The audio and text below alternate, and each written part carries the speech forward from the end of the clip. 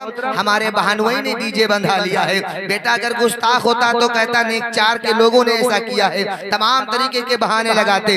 और आज यहीं पर उन औरतों का जमा होना होता जो अपने कमर को दिखा दिखा करके लोगों को गुनाह की तरफ जो है मोड़ दिया करती। लेकिन अल्लाह का शुक्र है, परवरदिगार आलम का एहसान अजीम है कि अली जनाब अब्दुल कुद्दूस साहब ने किसी और महफिल का इनकाद न करके बल्कि अल्लाह के महबूब सल्लल्लाहु अलैहि वसल्लम की महफिल का इनकाद किया है। वालिदे मोहतरम की बातों पर अमल करते हुए अल्लाह के महबूब सल्लल्लाहु अलैहि वसल्लम पर जो कुरान नाजिल हुआ है उसमें रब फरमाता है, अगर तुम्हारे माँ बाप तुमसे कुछ कहें तो पलट करके जवाब नहीं देना है। हाँ, अगर तुम्हें कुछ कहना है तो उनसे अच्छी बातें करना है। माँ बाप की फरमा बरदारी हमारे लिए बेपनाह जरूरी है। अल्लाह के महबूब सल्लल्लाहु अलैहि वसल्लम ने मजमे सहाबा में अपनी माँ फातिमा को देखा तो खड़े हो गए। होने के बाद अपनी चादर को बिछा दिया। जब फातिमा आई, आने के बाद चली गई, सहाबा ने पूछा या रसूल अल्लाह, ये आने वाली कौन औरत थी जिसका एहतराम आपने किया है, अपनी चादर को बिछा दिया है? सहाबा ने जब सवाल किया था,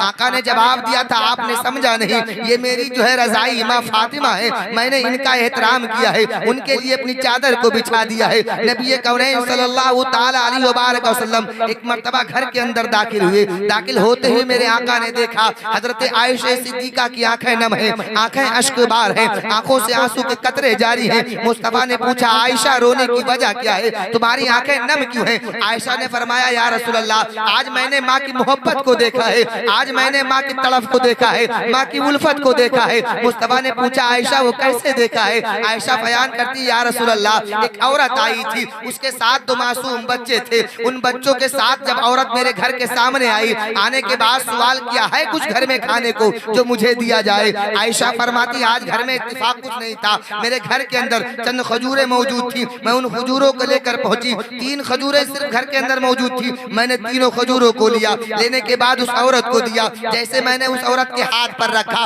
माँ की मोहब्बत देखो, माँ की ममता तो देखो, माँ की तड़प को देखो। माँ अपने भूख को बर्दाश्त कर देती है मगर अपने लाल की भूख को बर्दाश्त नहीं करती। आयशा फरमाती है, मैंने तीनों खजूरों को लिया, लेने के बाद उस औरत को दिया। औरत ने तीनों खजूरों को लेने के बाद अपने हाथ में एक को एक बेटे को खिलाया, दूसरे को दूसरे बेटों को खिलाया। आयशा फरमाती, मैं देखती रही और मैंने देखा कि वो औरत तीसरी खजूर को अपने मुंह के अंदर रखना चाह रही थी। तब तक के बेटों ने आवाज दिया, माँ हमें भली तेजी से भूख लगी है, एक खजूर से हमारी भूख नहीं मिटी है। माँ ने दूसरी खजूर तीसरी खजूर जो अपने मुंह के अंदर रखना चाह रही थी, अभी रखी भी नहीं थी, निकाला और दोनों को आपस में जो है खजूर को आपस में जुदा किया। जुदा करने के बाद एक को दूसरे को दिया, दूसरा हिस्सा दूसरे को दिया। आयशा फरमाती, मैं वापस लौटी और मैंने परवरदिगार आलम की बारगाह में दुआ करती हूँ, परवरदिगार आलम, इस माँ की मोहब्बत को आज मैंने देखा है। जिस किसी इंसान ने माँ की मोहब्बत को अपना सर का ताज बनाया है, तो ऐ तावीज पे लोगों, ऐ तावीज पे भरोसा करने वाले लोगों,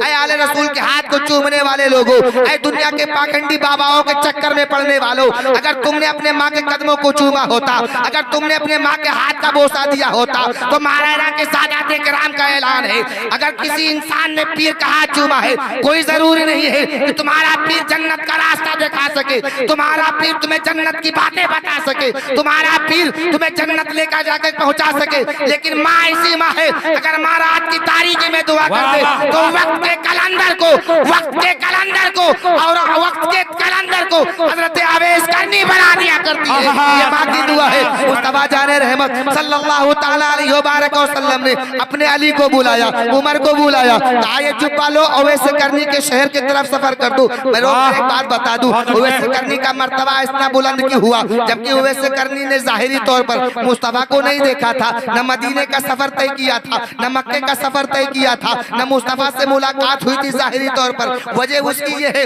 अवैस करनी को कभी मौका ही ना मिला मदीना जाने का, कभी मौका ही मैसर ना आया जो है मक्का शरीफ जाने का। वजह उसकी ये है कि उनकी एक ज़ईफा माँ थी और उस माँ की खिदमत करते करते आपको कभी मौका नहीं मिलता था, इसलिए आप कभी मदीना ना गए। तो परवरदिगार आलम ने माँ की खिदमत की वजह से इतनी दुआ में असर रखा, दुआ में तासीर रखी कि ऐसे करनी परवरदिगार आलम ने तुम्हारी दुआ में मकबूलियत का इतना असर रखा है। खुद रहमतुल लिल आलमीन दुआ के लिए अली को तकबीर, नारे रिसालत, मसलके आला हजरत, जश्न गौसुल वरा कॉन्फ्रेंस, उलमाए अहले सुन्नत। लिहाजा मैं आपको आवाज देता हूँ, अगर रात की तारीकी में परेशानी छा जाए, अगर दिन के उजाले में तुम्हारा दामन परेशानी पकड़ ले, तो तुम्हें कहीं जाने की जरूरत नहीं है। तुम्हारी दुआ अगर कहीं कबूल होने वाली है, किसी की दुआ बाद में कबूल होती है, किसी की दुआ और देर में कबूल होती है, लेकिन माँ की दुआ ऐसी दुआ है, माँ की दुआ इतनी कबूल होती है, इतनी जल्द कबूल होती है कि हजरत मूसा कलीमुल्लाह ने परवरदिगार आलम की बारगाह में दुआ की, परवरदिगार आलम मेरे साथ जन्नत में कौन जाएगा, मेरे साथ रफीक जन्नत कौन होगा, मेरे साथ जन्नत का यार कौन होगा। परवरदिगार आलम ने फरमाया, ऐ मूसा वो फला इलाके का कस्साब तुम्हारे साथ जन्नत में जाएगा। हजरत मूसा कलीमुल्लाह ने परवरदिगार आलम से बात की, ऐ मेरे रब मैं उसके साथ मुलाकात करना चाहता हूँ, मैं अपने रफीक जन्नत को देखना चाहता हूँ, मैं अपने यारे जन्नत से मुलाकात करना चाहता हूँ। रब ने फरमाया मूसा चले जाओ, फला इलाके का कस्साब है। हजरत मूसा कलीमुल्लाह उस शहर का सफर करना शुरू कर देते हैं। पहुंचे वहां जहाँ कस्साब था, सलाम किया, मुसाफा किया, बैठ गए। वक्त गुजरता रहा, दिन से शाम हो गई, सुबह से शाम हो गई, न उस कस्साब ने आपको खाने के लिए कहा, न किसी चीज का एहतमाम किया। हजरत मूसा कलीमुल्लाह को भूख पर भूख बढ़ती जा रही थी। हजरत मूसा कलीमुल्लाह जब रात की तारीकी हुई, उस कस्साब के साथ उसके घर गए। जाने के बाद उस दौर में जो तरीके इबादत था, हजरत मूसा कलीमुल्लाह उस इबादत में मशगूल रहे। लेकिन देखते क्या है, इस कस्साब ने सुबह से शाम तक न तो खैरात किया है, न तो ज़कात दिया है, न दीगर अमू जो है दीगर उमूर शरिया पर अमल किया है। ये मेरे साथ जन्नत में कैसे जाएगा। लेकिन मूसा खामोश रहे, खामोश रहे। रात का वक्त आया, उस कस्साब ने मूसा को साथ लिया, लेकर के पहुंचा अपने घर, खाना पकाया। जब खाना तैयार हुआ, हजरत मूसा कलीमुल्लाह ने दिल में सोचा कि अनकरीब हमें खाने के लिए कहेगा। लेकिन उस कस्साब ने जब खाना तैयार कर दिया, मूसा से खाने के लिए नहीं कहा, बल्कि जब खाना तैयार हो गया, एक प्लेट में सालन निकाला, रोटी को निकाला, निकालने के बाद रखा, रखने के बाद घर के अंदर गया, एक गठरी को उतारता है, उतारने के बाद उसे खोलता है, उसके अंदर से एक ज़ईफ़ा को निकालता है, निकालने के बाद अपनी गोद में रखता है, फिर रोटी के टुकड़े को तोड़ता है, तोड़ने के बाद शोरबे में डिबोता है, डिबोने के बाद मुंह के अंदर रखता है, रखने के बाद फिर निकालता है। अब उसी ज़ईफ़ा को खिलाता जा रहा है, खिलाता जा रहा है, खिलाता जा रहा है। जब उस ज़ईफ़ा को शिकम शेर होकर के खिला दिया, फिर उसी कपड़े में ला करके रख दिया, गठरी की शक्ल में बांध कर फिर उसी जगह पर टांग दिया। रात गुजरती रही। हजरत मूसा से अब वो कस्साब कहता है, आप हमारे मेहमान हैं, हम आपके मेजबान हैं, हक के मेजबानी हम आपको अदा करेंगे, चलिए मेरे साथ दस्तरखान पर चलिए। हजरत मूसा कलीमुल्लाह दस्तरखान पर तशरीफ ले गए, हक के मेजबानी वो अदा करता रहा, खाना खिलाता रहा, खाता रहा। उसके बाद में रात की तारीकी बढ़ती रही। हजरत मूसा कलीमुल्लाह बिस्तर पर गए, करवट पर करवटें बदल रहे हैं, मगर उन्हें इत्मीनान और सुकून के साथ नींद नहीं आती, उन्हें चैन नहीं मिलता, उन्हें सुकून नहीं मिलता। परवरदिगार आलम मेरे साथ जन्नत में कैसे जाएगा। न इसने कोई इबादत की है, न इसने जो है किसी और उमूर शरिया पर अमल किया है, मेरे साथ जन्नत में कैसे जाएगा। रात बढ़ती रही, रात गुजरती रही। जब आधी से ज्यादा रात गुजर हो गई, तो उसी औरत ने, उसी गठरी में बैठी हुई औरत ने अपने आंचल को उठा करके परवरदिगार आलम की बारगाह में दुआ करती, मौला मेरे बेटे ने मेरी बड़ी खिदमत की है, मेरे बेटे ने मेरा बड़ा लिहाज रखा है, मेरे रब मेरे बेटे का दाखिला जन्नत में मूसा के साथ। नारे तकबीर, नारे रिसालत, मसलके आला हजरत, जश्न गौसुल वरा कॉन्फ्रेंस, उलमाए अहले सुन्नत। मौला मेरे साथ मेरे बेटे का जन्नत में दाखिला मूसा के साथ फरमा देना। हजरत मूसा कलीमुल्लाह समझ जाते हैं ये किसी और के दुआ की मकबूलियत का असर नहीं है, बल्कि ये इसी माँ की दुआ की मकबूलियत का असर है कि मेरे साथ जन्नत में जाएगा। एक नौजवान ने अपनी माँ से एक मर्तबा कहा, अम्मी जान हम बड़ी खिदमत करेंगे आपका, आपकी बड़ी खिदमत करेंगे, हम आपके हक को अदा कर देंगे। माँ ने कहा बेटा तुम हमारी खिदमत के हक को अदा नहीं कर सकते। बेटे ने कहा नहीं माँ, हम तुम्हारे हक को अदा करके रहेंगे। ऐ सुन्नी गयूर मुसलमानों, अगर तुम्हारी माँ जिंदा है तो उसकी खिदमत कर लो, इसलिए कि माँ के कदमों के तले जन्नत है। अगर तुमने इबादतें की है, अगर तुमने मस्जिद में अपने सरों को झुकाया है, दीगर उमूर शरिया पर अमल किया है, लेकिन अगर तुम्हारी माँ तुमसे नाराज है, अगर तुम्हारा बाप तुमसे नाराज है, तो तुम्हारी इबादत कभी कबूल नहीं होगी, बल्कि तुम्हारी इबादत तभी कबूल होगी जब तुम्हारे वालिदैन तुमसे राजी होंगे। इसीलिए कहा जाता है माँ की नाराजगी से जो है दूर रहा करो और बाप की दुआएं लिया करो। बाप माँ ने कहा बेटा तुम हमारी खिदमत नहीं कर सकते, बेटे ने कहा नहीं अम्मी जान, हम तुम्हारे खिदमत के हक को अदा करके रहेंगे। माँ से जब बेटे ने बार बार ये कही, इसी बात को दोहराया, तो माँ ने कहा ठीक है बेटा, आज तुम अपनी चारपाई मेरे चारपाई के साथ लगाओ। बेटे ने 2 चारपाई पर बिस्तर लगा दिया। माँ ने अपने बिस्तर पर नींद जैसे ही अपने आप को बिस्तर पर डाला, थोड़ी देर के बाद सुकून की नींद आती है, बेटा भी सो जाता है। माँ ने अपने बेटे का इम्तिहान लेना चाहा। जब रात थोड़ी सी गुजरी, माँ बेदार होती है, बेटे के दामन को पकड़ कर कहती है, बेटा उठ, तूने वादा किया था अम्मी जान हम तुम्हारे हक को अदा करके रहेंगे, तू तो सो रहा है। बेटे ने जवाब दिया, अम्मी जान हाँ मैंने कहा था हम तुम्हारे हक को अदा करके रहेंगे। बेटे से माँ ने कहा, बेटा बड़ी तेजी से प्यास लगी है, जाए एक गिलास पानी ले करके आ। बेटा जाता है, नल को चलाता है, एक गिलास पानी को लेता है, माँ को ला करके देता है। जैसे ही माँ ने गिलास को लिया, लेने के बाद नकाहत का बहाना बताते हुए, कमजोरी का बहाना बताते हुए गिलास को बेटे के बिस्तर पर गिरा दिया। बेटे ने कुछ न कहा। बेटे ने सोचा शायद बीमारी की वजह से है, शायद कमजोरी की वजह से है, शायद नकाहत की बुनियाद पर पानी का गिलास हाथ से छूट गया है। बेटे ने कोई एतराज न किया, बेटे ने कुछ न कहा। बेटा जो सूखा हुआ बिस्तर था उसी पर सो गया। रात थोड़ी सी और आगे बढ़ती है, माँ ने फिर बेटे के दामन को थामा। थामने के बाद कहा, बेटा तू नींद में सो रहा है, तेरी माँ को पानी की जरूरत है, तूने वादा किया था हम तुम्हारे हक को अदा करके रहेंगे, जा तेरी माँ को पानी की जरूरत है, एक गिलास पानी लेकर के आ। बेटा फिर जाता है, नल को चलाता है, एक गिलास पानी लेता है, लेने के बाद फिर आता है, माँ को देता है। माँ ने गिलास को लिया, लेने के बाद जो बिस्तर सूखा हुआ था उसी बिस्तर पर फिर नकाहत का बहाना बताते हुए उसी पानी के गिलास को गिरा देती है। माँ ने जब गिराया, बेटे ने फिर कुछ न कहा, बेटे ने फिर कोई एतराज न किया। जो सूखा बिस्तर बचा हुआ था उसी पर सो गया। थोड़ी देर के बाद माँ ने फिर जो है बेटे को बेदार किया, तू अपनी नींद को पूरी कर रहा है, तेरी माँ को तेरी बड़ी सख्त जरूरत है, तेरी माँ को बड़ी शिद्दत से प्यास लगी हुई है, जा एक गिलास पानी ले करके आ। बेटा फिर जाता है, जाने के बाद पानी को चलाता है, एक गिलास में पानी लेता है, लेने के बाद फिर माँ के पास आता है। जैसे ही गिलास का पानी का गिलास माँ को देता है, माँ ने फिर नकाहत का बहाना बताते हुए उसी बिस्तर पर गिरा देती है।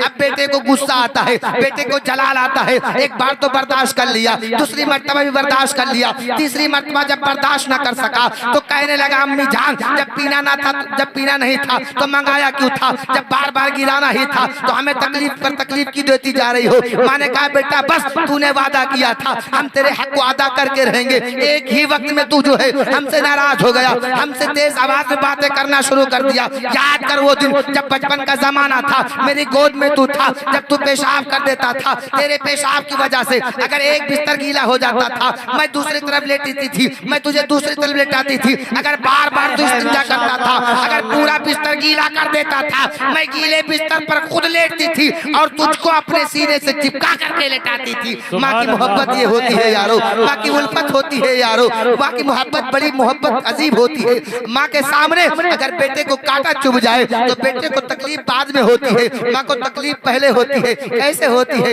हजरत मालिक बिन दिनार रहमतुल्लाह ताला अलैह वक्त के बहुत बड़े वली कामिल है, पहुंचे खाने काबा में, खाने काबा का तवाफ किया, मदीनतुर रसूल भी पहुंचे। पहुंचने के बाद जब तवाफ किया, तवाफ करने के बाद अपने हाथों को उठा करके दुआ करते, मौला इतने लोग तेरे पाक घर में आए, करोड़ों लोग आए, लाखों लोग आए, या जितने लोग आए सारे लोगों का हज कबूल हो गया। परवरदिगार आलम इल्हाम के जरिए फरमाता है, ऐ मालिक बिन दिनार सारे लोगों का हज कबूल हो गया है, मगर एक बंदा है जिसका हज कबूल नहीं हुआ है। इतना सुनने के बाद मालिक बिन दिनार पूछते हैं, लोगों माँ की बद्दुआ से बचा करो, अगर माँ ने दुआ कर दी तो दुनिया में तरक्की करोगे, अगर माँ ने बद्दुआ कर दी तो तुम्हें कभी कलमा मैसर नहीं होगा, पूरी जिंदगी तबाह बर्बाद हो जाएगी तुम्हारी। माँ की दुआ लिया करो, माँ की बद्दुआओं से बचा करो। हजरत मालिक बिन दिनार रहमतुल्लाह ताला अलैह फरमाते, मौला वो कौन सा ऐसा बंदा है, कौन सा ऐसा बदबख्त बंदा है जो तेरे पाक घर में आया, आने के बाद उसका हज तूने कबूल नहीं किया, उसके तवाफ को तूने कबूल नहीं किया, उसके जो है अरकान हज को तूने कबूल न किया। परवरदिगार आलम फरमाता है, ऐ मालिक बिन दिनार वो हारून बल्खी हैं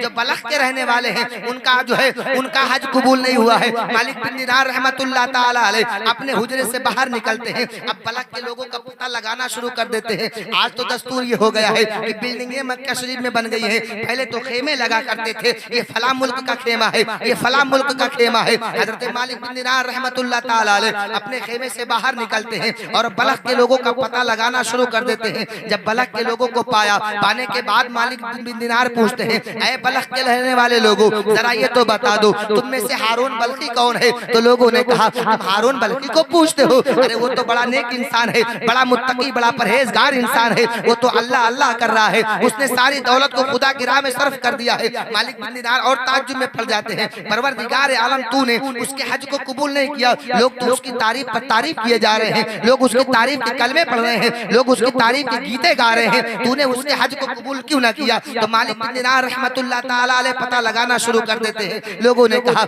मिलना चाहते हो हारून बल्खी से, चले जाओ फला पहाड़ी में, मुसल्ले को बिछाए हुए होंगे, रब की इबादत कर रहे होंगे। हजरत मालिक बिन दिनार रहमतुल्लाह ताला अलैह पहुंचे उसी पहाड़ी में जहाँ पर मुसल्ला बिछाए हुए हारून बल्खी खुदा की इबादत कर रहे थे। मालिक बिन दिनार पहुंचे, पहुंचने के बाद खड़े हो गए, वो इबादत में महो थे, वो इबादत में मुस्तगरक थे, खड़े रहे। जब नमाज मुकम्मल हो गई तो आपने सलाम किया अस्सलाम वालेकुम, लेकिन एक बात बता दूं, उससे पहले ना उन्होंने उनको देखा था ना उन्होंने उनको देखा था, यानी न मालिक बिन दिनार ने हारून बल्खी को देखा था न हारून बल्खी ने मालिक बिन दिनार को देखा था। जब नमाज खत्म हो गई तो हारून बल्खी ने कहा अस्सलाम वालेकुम, मिलता है वालेकुम अस्सलाम। अब हारून बल्खी कहते हैं कि आप मालिक बिन दिनार हैं, और हारून बल्खी से जब जवाब सुनते हैं तो मालिक बिन दिनार कहते हैं कि आप हारून बल्खी हैं। हारून बल्खी ने जवाब दिया हाँ मैं हारून बल्खी हूँ, परवरदिगार आलम ने इन वलियों को वो ताकत दी है, वली रा वली भी शनाशत, वली वली को पहचानता है। मालिक बिन दिनार रहमतुल्लाह ताला अलैह आगे बढ़े, बढ़ने के बाद कहा जब तुमने मेरे नाम को जान लिया है तो अब आने की वजह भी जान रहे होगे।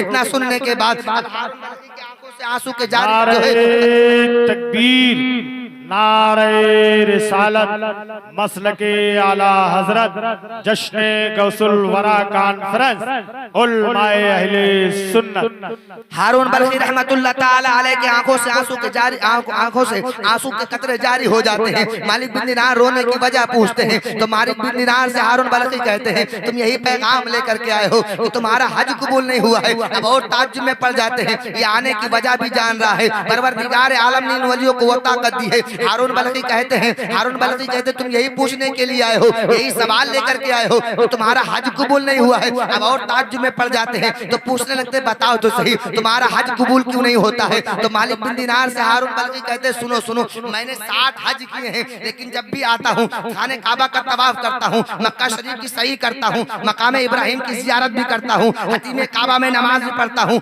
आबे ज़मज़म से अपने आप को शराब भी करता हूँ, सफा मरवा की सही भी करता हूँ। जैसे फारिग होता हूँ हातिफे गैबी आवाज देता है ऐ हारून बल्खी वापस चला जा, तेरा हज कबूल नहीं हुआ है। ऐ मालिक बिन दिनार यही पैगाम लेकर के आए हो तो तुम्हारा हज कबूल नहीं हुआ है। रोते जा रहे, बयान करते जा रहे हैं। अब आगे बढ़े, बढ़ने के बाद हारून बल्खी के सिर जो है कंधे पर, हारून बल्खी के बाजुओं पर हाथ को रखा मालिक बिन दिनार ने। रखने के बाद देखते क्या है कि उनका एक हाथ असरे न है ही नहीं। मालिक बिन दिनार पूछते बताओ तो सही तुम्हारे रब ने तुम्हारे हज को कबूल क्यों ना किया? तो मालिक बिन दिनार से हारून बल्खी कहते सुनो सुनो, मैं अपने वक्त का बहुत बड़ा मालिक जो है दौलतमंद था, अपने वक्त का बहुत बड़ा रईस था, अपने वक्त का बादशाह था, मगर मेरी बुरी आदतें थी, मेरे अंदर बुरी खसलतें थी। खसलतें ये थी कि मैं शराब भी पीता था और जिना भी करता था, जुआ भी खेलता था, बदकारी करता था, अय्यारी भी किया करता था, मेरे बड़े जो है फेल बुरे हुआ करते थे। मालिक बिन दिनार से बयान करता चला जा रहा है। हारून बल्खी कहता सुनो सुनो,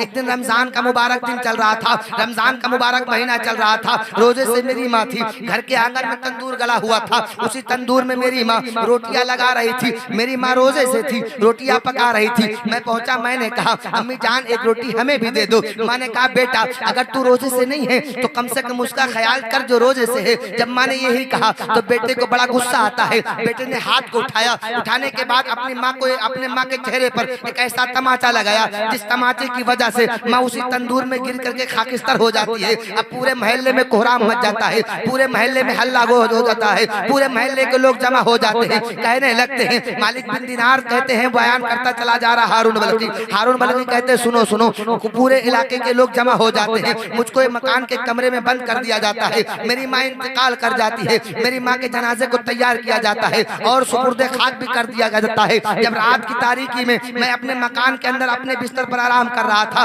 मेरी अहलिया सुबह आती है, दरवाजे को खोलती है, कपड़े को निकालती है, मैंने जब आवाज सुनी तो उठकर बैठ गया। मैं अपनी बीवी से पूछने लगा कहाँ जा रही हो? बीवी ने जवाब दिया मैके जा रही हूँ। क्यों मैके जा रही हो? माँ के कातिल के साथ मैं जिंदगी बसर नहीं कर सकता। हारून बल्कि पूछते माँ का कत्ल कैसे हो गया? मालिक बिन दिनार के सामने ये वाकया बयान किया जा रहा है। हारून बल्कि कहते सुनो सुनो, मेरी बीवी ने जब कहा तो मैंने कहा माँ का कत्ल कैसे हो गया? तो हारून बल्कि की बीवी ने जवाब दिया था तेरे हाथों से तेरी नारे तकबीर, नारे रिसालत, मसलके आला हजरत, जश्न गौसुल वरा कॉन्फ्रेंस, उलमाए अहले सुन्नत। बड़ी तेजी के साथ मैं अपने गुफ्तगू को आगाज की तरफ ले चल रहा हूँ। हारून बल्कि रज़ियल्लाहु रहमतुल्लाह ताला अलैह बयान करते सुनो सुनो, मेरी बीवी ने जब कहा था माँ का कत्ल हो गया है मेरी वजह से, तो मैंने अपने घर में जो आला पाया, जो औजार को पाया, लेने के बाद अपने उस हाथ को काट दिया। काटने के बाद अपनी सारी दौलत को खुदा के राह में सर्फ कर दिया और मैं इबादत करने के लिए निकल पड़ा। सारी बातों को सुनने के बाद मालिक बिन दिनार ने हाथ को उठाया। उठाने के बाद अपने उसी हाथ से हारून बल्कि के चेहरे पर एक तमाचा लगाते हैं। कहते हैं माँ के कातिलों का यही सजा होना चाहिए, माँ के जो है माँ के खूनियों को यही सजा मिलनी चाहिए। यही कहने के बाद वापस आए। आने के बाद जब अपने मकान पर पहुंचे, अपने आराम गाह में पहुंचे, नींद पर नींद जो है उन्हें नहीं आती है। जब थोड़ी सी नींद आती है ख्वाब के आलम में मुस्तफा जान रहमत तशरीफ लाते हैं। लाने के बाद हम जो है मालिक बिन दिनार रहमतुल्लाह ताला अलैह से फरमाते हैं ऐ मालिक बिन दिनार, तूने हारून बल्कि को रहमत खुदाबंदी से मायूस क्यों कर दिया है? उसे नाउम्मीद क्यों कर दिया है? मालिक बिन दिनार फरमाते या रसूल अल्लाह, उसने माँ का कत्ल किया है, वो जहन्नम में जाएगा, उसका ठिकाना जहन्नम होगा। रहमतुल लिल आलमीन फरमाते हैं ऐ मालिक बिन दिनार सुनो सुनो, वो जहन्नम में नहीं जाएगा बल्कि वो जन्नत में जाएगा। मालिक बिन दिनार फिर पूछते हैं वजह क्या है, किस वजह से या रसूल अल्लाह वो जन्नत में जाएगा? उसने तो माँ को मार दिया है, उसने तो माँ का कत्ल कर दिया है, वो जन्नत में कैसे जाएगा? आका इरशाद फरमाते सुनो सुनो, जब मैदान महशर कायम होगा, नफ्सी नफ्सी का आलम होगा, इसकी माँ परवरदिगार आलम की बारगाह में मुकद्दमा पेश करेगी। मौला मेरे बेटे से पूछा जाए मेरी खता क्या थी, मेरा गुनाह क्या था जिसकी वजह से मेरे बेटे ने मेरी जान ले ली है? परवरदिगार आलम फैसला फरमा देगा, जाओ इसके बेटे को जहन्नम में ले जाओ। जब जहन्नम के फरिश्ते हारून बल्कि को लेकर जहन्नम की तरफ बढ़ेंगे, माँ खड़ी हुई बेटे को देख रही होगी। माँ की तरफ पलट कर हारून बल्कि कहेगा अम्मी जान मैं वही बेटा हूँ जिसको जो है दुनिया में अगर जरा सी तकलीफ होती थी तो तुम्हारी आंखें सावन भादों की तरह बरसने लगती थी। माँ मैं जहन्नम के भड़कते हुए शोलों को बर्दाश्त नहीं कर पाऊंगा। माँ चेहरे को फेर लेगी, चंद कदम फरिश्ते आगे बढ़ेंगे, फिर माँ के चेहरे की तरफ हारून बल्कि देखेगा, कहेगा अम्मी जान मैं जहन्नम के भड़कते हुए शोलों को बर्दाश्त नहीं कर पाऊंगा। माँ फिर चेहरे को फेर लेगी। तीसरी मर्तबा जब चंद कदम आगे बढ़ेगा, माँ के चेहरे की तरफ मुड़ करके देखेगा, कहेगा अम्मी जान मैं बचपन के जमाने में अगर जरा सी तकलीफ में होता था तो तुम्हारी आंखें रोने लगती थी, तुम्हारा दिल तड़पने लगता था। अम्मी जान मैं जहन्नम के भड़कते हुए शोलों को बर्दाश्त नहीं कर पाऊंगा। इतना सुनना होगा कि माँ कहेगी परवरदिगार आलम मैंने अपने बेटे के सारे खताओं को माफ फरमा दिया है, मेरे रब मेरे बेटे के तू भी सारी खताओं को माफ। सुभान अल्लाह, सुभान अल्लाह, सुभान अल्लाह। उसी वक्त परवरदिगार आलम फरिश्तों को हुक्म देगा, फरिश्तों इसकी माँ ने इसकी खताओं को माफ कर दिया है, लिहाजा मैं भी इसके खताओं को माफ करता हूँ। अब इसे जहन्नम के बजाय जन्नत मिलेगा, अब इसे जहन्नम के बजाय जन्नत में ले जाओ। ऐ सुन्नी गयूर मुसलमानों, आज के जलसे से एक पैगाम लेकर के जाओ। थोड़ा सा वक्त मिले या बहुत सारा वक्त मिले, अपनी माँ की खिदमत किया करो, इसलिए कि माँ की खिदमत से तुम्हें जन्नत मिलेगी। माँ की नाराजगी से दूर रहा करो, माँ की दुआएं लिया करो। पीर के हाथ चूमा करते हो, पीर अगर आ जाए, आले रसूल अगर आ जाते हैं तो हम इस मौके की तलाश में रहते हैं। थोड़ा सा मौका मिल जाए हजरत की दस्तबोसी कर ले, लेकिन कभी तुमने अपने सीने पर हाथ रख के सोचा तुम्हारे घर में सबसे बड़ी पीर जो होती है वो तुम्हारी माँ होती है। तुम अपने माँ के कदमों को चूमा करो, माँ के हाथों को चूमा करो, माँ की खिदमत किया करो, इसलिए कि परवरदिगार आलम ने माँ की खिदमत में वो असर रखा है कि अगर माँ रात में दुआ कर दे तो परवरदिगार आलम तुम्हारे हक में दुआओं को कबूल फरमा लेता है। परवरदिगार आलम की बारगाह में दुआ है कि मौला हम तमाम लोगों को हक कहकर और आप तमाम